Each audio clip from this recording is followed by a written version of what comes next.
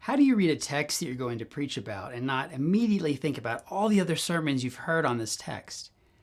It feels like maybe we should just decide as a community that either we're going to have one sermon for each text that we all preach in our churches, or we're going to have to find something that's 100% completely original every time we preach. These are the kinds of questions that plague me as I'm engaging the biblical text, as I'm engaging our contemporary contexts to proclaim God's word. For me, it's always been a struggle between repeating something from the past or bracketing that so that I can read the text with fresh eyes. A second challenge that I face is that of relevance. How do we engage culture when every time we refresh our news feeds, there's some new big event for us to reflect upon for our preaching? If you're like me, you've got some go-to sources that support your preaching ministry. Maybe you're super into movies, or you love Broadway plays, or you're like a ridiculous University of Georgia Bulldog fan. Whatever it is, we all have those things that we tend to go to time and time again. Here's a tip: not everybody in your congregation likes the same sports that you do or reads the same kind of poetry that you do. You got to mix it up because everybody's different. A big challenge that I face after I've done all the exegetical work and I've sort of kind of maybe figured out what I want to say in the sermon is figuring out how to connect that with what's going on in the Word and what's going on in the world in a way that feels relevant and timely. The last big challenge that I experience when I'm doing the work of sermon development is just the fact that I get lonely. Now, I am an introvert and a nerd, so I love nerding out over all the exegetical nuances and all the aspects of the biblical text.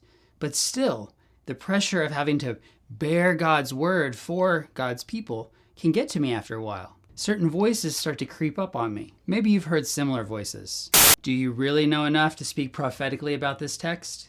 Have you done enough research to make sure that you can speak intelligently about what's going on in the world? In those moments when I'm wrestling with self-doubt or exhaustion or all the other demands that have been put upon my life, it would be super nice to have someone else I could call, someone who understood what this preaching life was all about, somebody who understood my particular cultural context and could help me speak a word of hope, of grace, of love, and peace into that context. In my work as a homiletics professor at Columbia Theological Seminary, I've come to learn that these doubts and fears and frustrations that I experience are not particular to me. Recently, I've had a number of former students reaching out to me, asking for guidance about how they can better proclaim God's word in their particular context. And that's what I'm really excited to share with you today. Here I'll be offering sermon coaching and preaching consultations to help make the work of preaching less lonely and less onerous for you. I'm also working hard to develop some on-demand courses that will be out there for you to access to help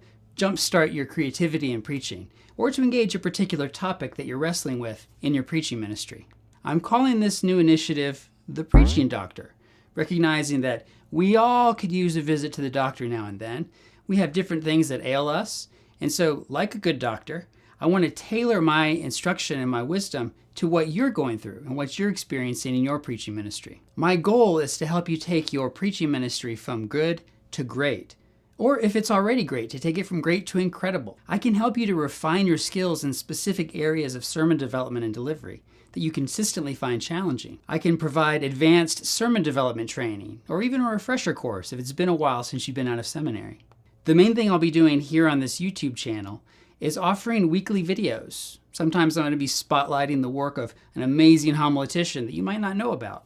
Other times I'll be working through the intricacies of a particularly thorny hermeneutical or exegetical problem I'm facing in my ministry. Or I might talk about whatever you want me to talk about. Feel free to direct message me if you have any suggestions. And hey, maybe you don't need a preaching coach. Maybe your ministry's going great.